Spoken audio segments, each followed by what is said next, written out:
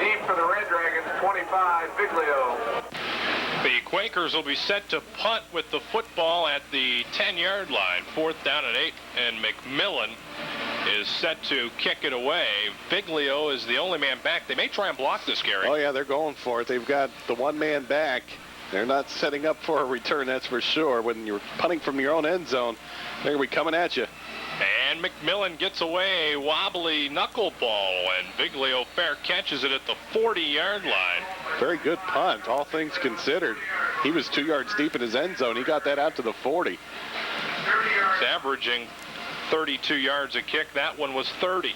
So 11:55 to go in the first half, and no score. The Red Dragons will start out on the Quakers' 40-yard line. 2 possessions for Salem, 2 punts. And Niles playing very tough. Yes. They had a fabulous opening drive. They just fumbled it down at the 5-yard line. Jurga hands it off. New man in the backfield, and that's Riggleman across the 35 to about the 32-yard line. Gain of 8 on first down for Kevin Riggleman, 6'2", 182, and a junior. Well, the rushing game quite impressive here for Niles. Again, they are 5th in the 6-team Metro Athletic Conference with just 684 yards on the ground. Compare that to the 1,400 that Salem has. Dom Gatta also in the backfield, but they throw it to Viglio. Catch the 28-25. Look at left sideline, 15, and he's still on his feet to the 10. Fumbles the ball. Niles got it back at the 10-yard line, but it's going to be a first down for the Red Dragons. 23 yards on the play. It was a nice pass from Jurga to Viglio. He hit him right as he was moving, right in motion. He didn't have to stop for it, and Quakers had to play catch-up after that. A couple of the Quakers tried to bring him down by the jersey, but Viglio broke free of that, finally fumbled the ball. But for Niles, fortunately for them, they recovered on the 11-yard line. So first down and 10 from the 11. Gatta and Riggleman in the backfield. Jurga will hand it off to Gatta, and wrapped up by McMillan right at the 10-yard line. Then that gives the Quakers an opportunity to slam him down. It'll be second down and about 9 from the... Well, they're going to give him forward progress to almost the 8-yard line. So second down and a long 7. Yeah, pretty nice forward progress as well, because you're right, Todd. He was hit early. Quaker defense looking to buckle down here and not get behind.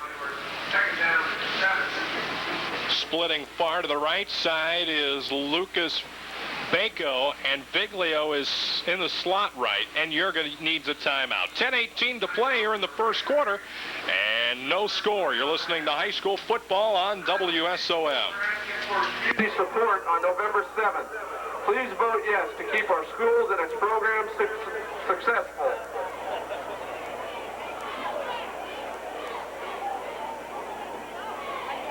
A special thanks from the frontliners to those who have advertised on the fence this year. They are Dr. William Eddy, Altobelli Real Estate, Niles Moose Lodge, DJ's Pizza, Matuski's Roofing and Siding, Trumbull Industries, DSV Builders, Security Dollar Bank, Buckeye Beverage, Linda Bennett State Farm Insurance, the Victorian Room, Progressive Electric, Hague Contracting, Hair Express, Handyman Hardware, McDonald's, Mary Beth Williams, MD, BFI, CD 106, Valley Crane Rental and Sales, and 717 Credit Union.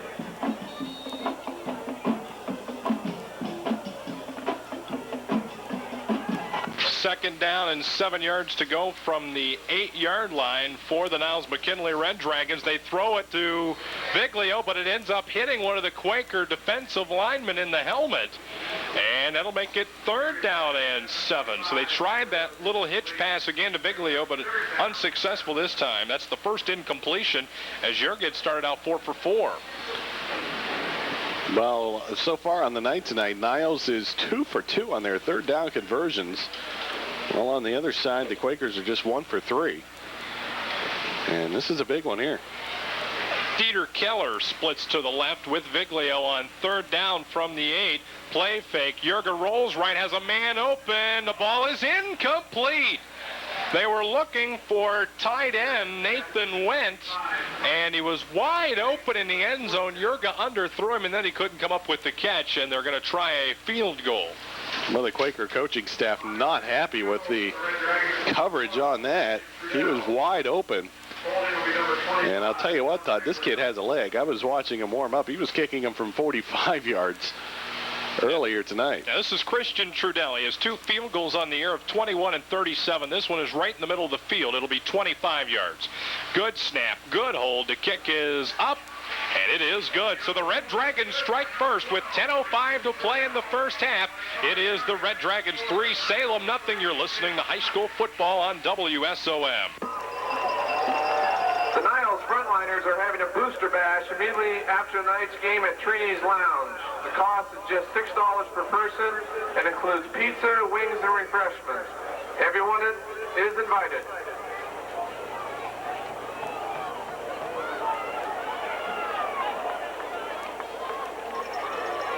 Special thanks to the Niles Frontliners, the Mothers Club, and Girls and Boys Soccer boosters for all the work they have done in preparing our stadium and making it the showplace it is today. The Niles City Board of Education and the staff and students at Niles McKinley High School appreciate their support of our school and its activities. Kicking off for the Red Dragons, number 12, Christian Trudell. Deep for Salem, 43, Humphreys.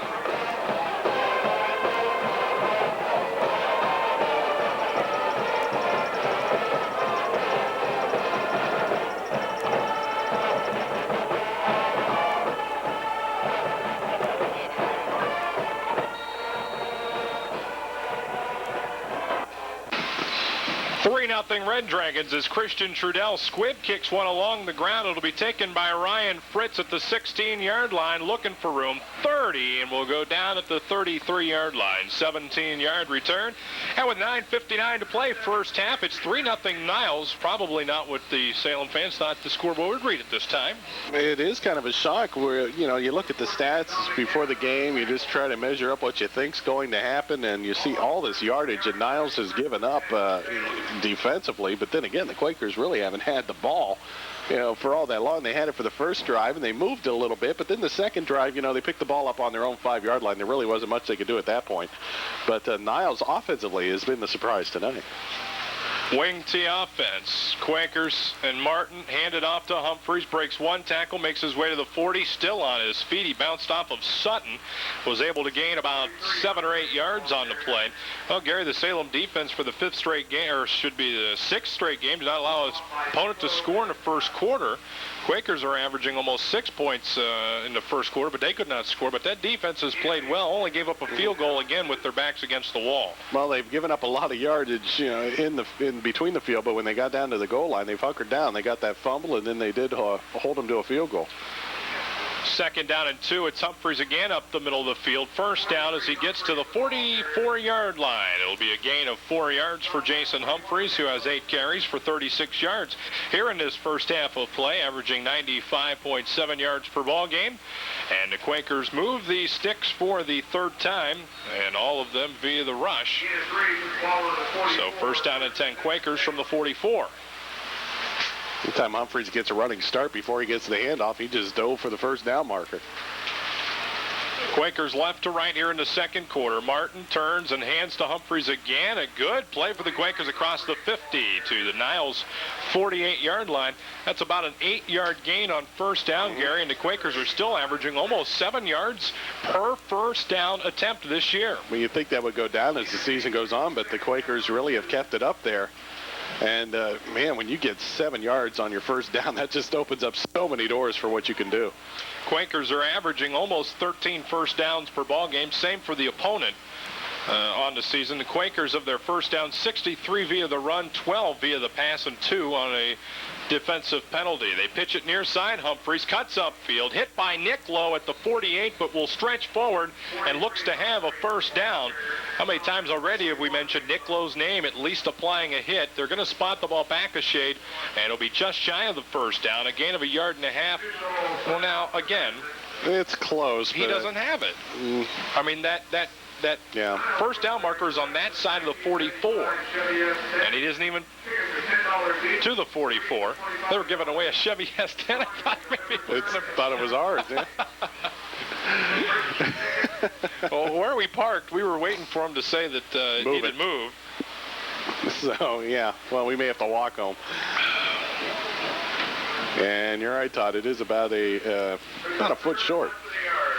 Quakers are averaging 47% on third down conversions this year. They have done a very good job in that third down category, and that stat has been going up over the last couple of ball games as far as the percentage. So it'll be third down and a short one for the Quakers. Davis and Humphreys in the backfield. McLaughlin is at the wing. Clock is stopped at 7:50 to play, and the Quakers are down 3-0. See if Martin takes it himself here. They've got the linebackers in the gap, but they're going to hand it off to Davis. He's hit right at the line of scrimmage, and he's way shy of the first down. Lost yardage. Well, the linebackers came in and did their job and slowed down the play. It looked like it was Jeff Marcinko who made that hit, and the Quakers will lose a good yard, and the Quakers are going to go for it here. Well, it's 4th and 2. And that time there was just the wall up the middle. The Quakers have been getting some decent yards up the middle, but that time just a good defensive job for Niles. So they need the 44-yard line of Niles, 4th and 2. Martin hands it off to Davis. He's sacked in the backfield at the 50-yard line. Nick Lowe makes the tackle, and the Quaker offensive drive stalls back at midfield. Boy, Nick Lowe, you're right. He is all over that field. You can tell he is the defensive leader. The players are all over him. And Salem a little shell-shocked, I think, here at this early point of this game. So they spot it right at the 50. First down and 10. Boy, a long sustained drive by the Red Dragons here would boost their confidence, and it's going to be Sutton up the middle on first down, makes his way to the 44-yard line of Salem, a gain of 4. It appears that they're rotating Honkin, Sutton, and Riggleman and Gata as the running back tandems here in this first half so far. It is a gain of 4. Well, each drive that Niles has had, they have coughed it up. Well, one time they lost the ball. The second time they were able to recover the fumble.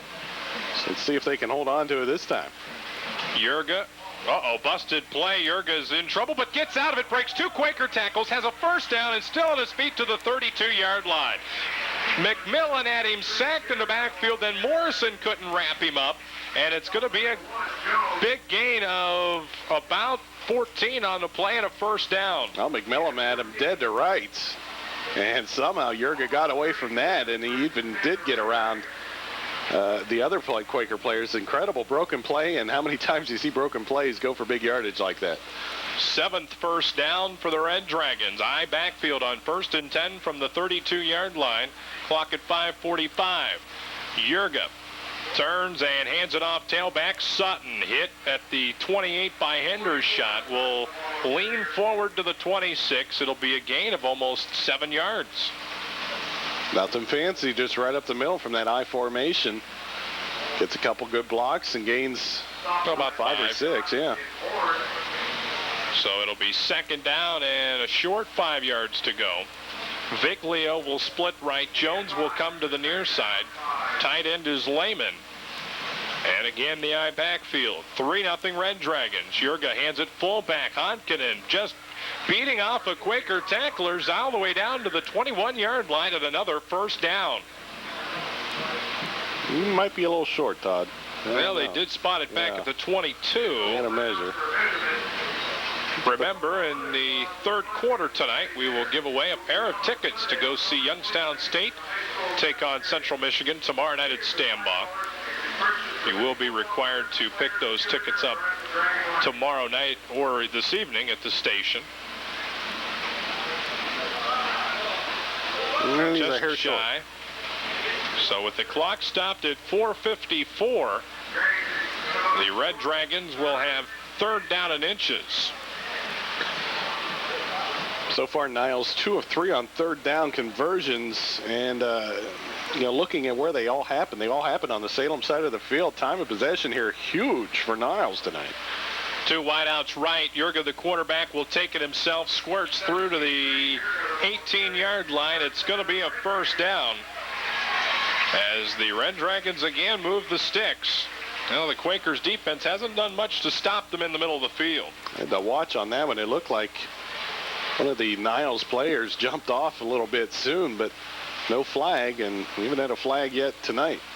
You are listening to high school football on WSOM AM 600, Salem, Youngstown. With Gary Goddard, this is Todd Bell. First down and 10, and it's Sutton. The tailback hurdles the first tackler, but is upended by McMillan, and he'll only gain about a yard on first down to the 18-yard line. It's just a short game. Well, fortunately for the Quakers, this is where the defense has buckled down a little bit. Niles enters the red zone inside the 20-yard line. And the Red Dragons will take a timeout. 4:06 to play here in the first half. Niles on top 3-0. You're listening to high school football on WSOM.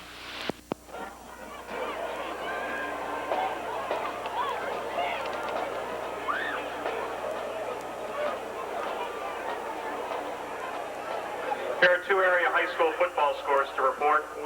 Second quarter, Poland 6, Canfield nothing. Second quarter, Warren Harding 2, Austintown Fitch nothing.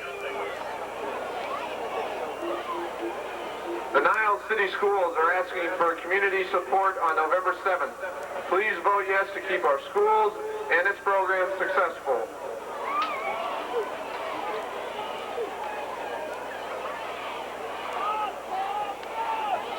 All truck raffle money and tickets must be turned in by... Thank you, A.J. McLeod. And, Gary, that's a big game with Salem, Canfield, and Poland all tied for the top spot in the MAC.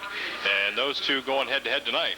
Yeah, and all three teams playing each other here in the last 4 weeks of the season. The scheduling worked out pretty good there. 2nd and 9 from the 17. You're going to throw downfield first time. It is incomplete. Viglio, the intended receiver, as the ball was a little bit underthrown. Davis was on the coverage, but Gary Davis never saw the football, and Viglio tried to come back for it, but just could not reach out there far enough. He's just a little guy at 5'7", 157. He is a senior. I think Davis thought he saw the ball leave the hand, and I thought he thought it was going to go a little farther than that, because all of a sudden Davis sprinted out there, and there was nobody there. The ball wasn't there. And the Quakers fortunate that fell harmlessly away, so it'll make it 3rd down and 9. Two wideouts split to the right, but they'll hand it off to Sutton, 15 to the 10, and he is going to be very close to the first down, just about the 8-yard line. It's going to be a gain of at least 8. And let's see the spot. It's hard to tell from our angle. And they did spot the ball back just a hair, and they're not even going to measure. It's going to be 4th down and inches with 3.5 to play here in the first half. Well, if they said the ball was on the 17, they had to get to the 7, and that ball definitely between the 8 and the 9, so it's 4th and 1, and Niles going to go for it. Wideouts to the right are Viglio and Jones. Sutton and Honkinen are split. Jurga, the quarterback, will keep it himself, and he has the first down to the 5-yard line. That was simple enough. Just a little quarterback dive. So a gain of 3 for Jurga. He has 26 yards rushing on the night as well. Niles has played a solid first half of football, and they're trying to get it into the end zone. Skosic and Jones are split right eye backfield. Sutton, the tailback, searching for room, spins off, and will get back to the line of scrimmage at the 5 before Nick Bourne brings him down. 2:50 to go. This game just rolling right along. Yes, it is. I can't see the scoreboard, and when you said that, I was going to call you a liar. I had to look for myself. Yeah, this game is only about 37, 38 minutes old, so. You can catch the end of that Canfield game on our way home. Just the way about. This thing's going. 3-0 Niles on a 25-yard field goal by Skosic, or I should say by Trudell. The handoff to Honkin, the fullback, and no room this time as he'll get, again, just back to the line of scrimmage. That was student body right that time, and the Quaker student body was there to meet him. So that'll make it 3rd down and goal from the 5. Ball is just about in the center of the field with 2 minutes to go. Jones will check out of the lineup, and Lucas Bako will check in, and he will split to the right with Viglio. He'll be in the slot. Honkinen and Sutton are in the eye. 3rd and goal from the 5. Yerga to throw. Play fake near side. Going to roll and try to rush in. Quakers are there, but he dives and gets in for the touchdown. Good effort from Greg Yerga. 5-yard touchdown run, and the Red Dragons convert after the Quakers could not get the ball down the field, turned it over on downs. And the Red Dragons lead 9-0, and Trudell will be out to attempt the extra point. Well, the Quakers will get the ball, depending on what they do with the kickoff, with 1:42. And the kick is up, and it is good. 1:42 to play here in the first half. Red Dragons lead 10-0. You're listening to Ice. Hold on. There's a flag down. Hang on. First penalty of the evening comes on the extra point attempt. And the officials talking it over.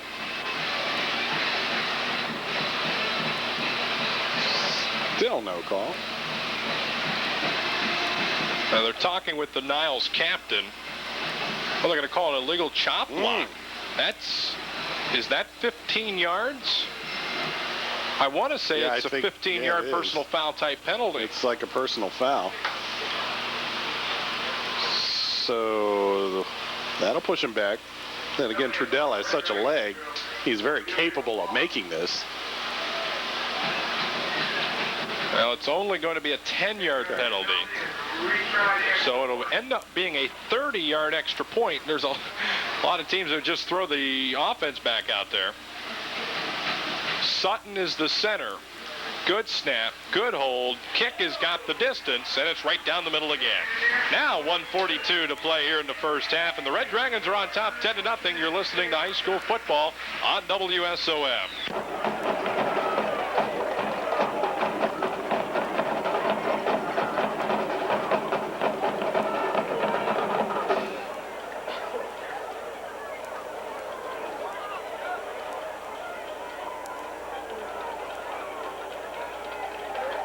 The Niles Frontliners will be holding their annual Super Bowl party at McMenemy's on January 28th. Blocks for this event will be available at halftime next to the truck raffle.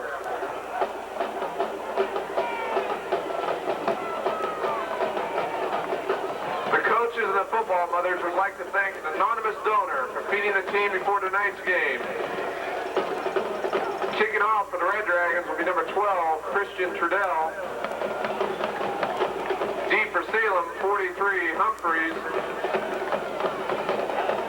7, Fritz, and 21, Davis.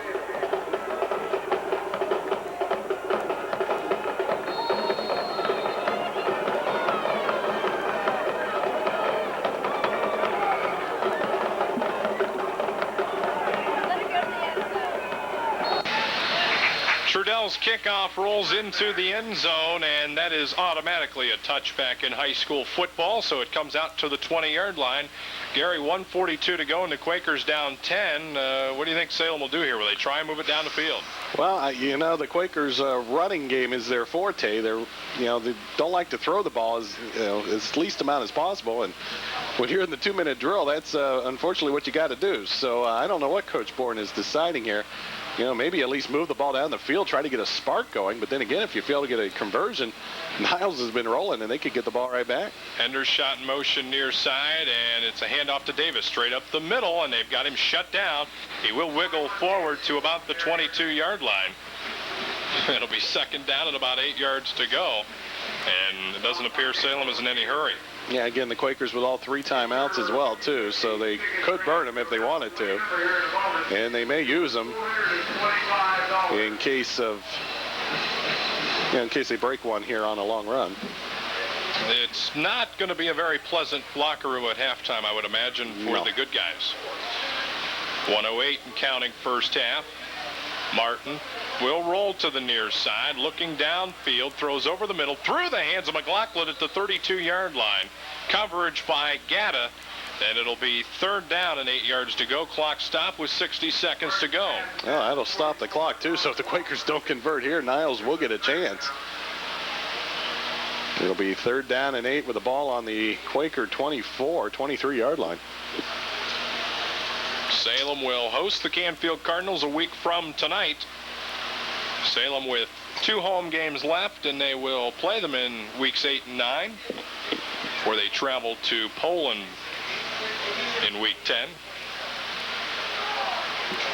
Hendershot and Jones are split near side.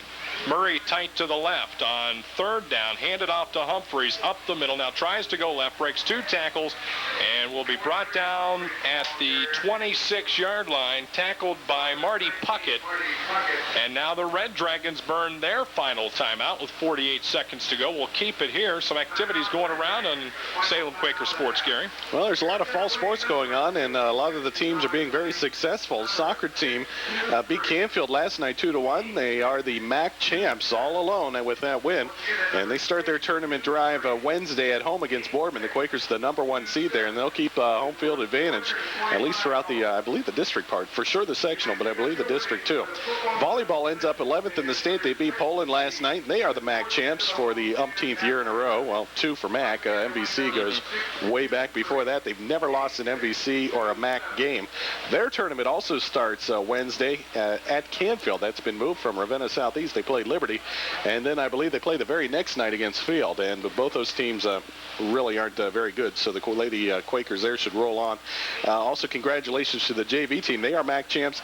The 8th grade, also MAC champs. Cross country, the boys were ranked 20th in the state. The girls won the MAC meet, and the boys were in 2nd place there. McMillan to punt from the Quakers 26. Good snap. They rushed him, and he got a good boot away. And Viglio fair catches at his own 48-yard line. No timeouts remaining for the Red Dragons. And with 42 seconds to go, they're going to have to throw it downfield. That's not their strength, but they've done it successfully tonight. The Red Dragons rank 4th in the league in passing. But Jurga tonight, after completing his first 4, has missed his last 3, so he's 4 of 7 for 52 yards. Pretty much the Niles offense has been pretty impressive tonight. Very successful against Salem. Wideouts to the near side, and they will hand it off to Dom Gatta across the 50. Morrison and Hendershot team up to make the tackle at the 47-yard line. Kind of surprising, Niles with no timeouts. They run it right up the field, and they're going to spike the ball here to stop the clock, and that'll leave them with about 24 seconds. And they do that successfully. So it'll be third down and 6 yards to go, and almost a whole new unit coming onto the field for the Red Dragons. Looks like they could go to a 3 or 4 wide receiver set here. It'll be Jones splitting to the right, Viglio slot left, and Bako will be split far to the left. And oh boy, they got 2 wideouts to the right as well. Over the middle, the ball is thrown and incomplete. Looking for John Miller. And the pass drops incomplete. 4th down with 21 seconds to go, and on comes the punting unit for the Red Dragons. Well, I think the Quakers' only hope to score here before halftime is to run this thing back. With just 21 seconds and down 10-0. Quakers will send 2 men back and try and set up some sort of return, I'm sure, here, trying to get something going.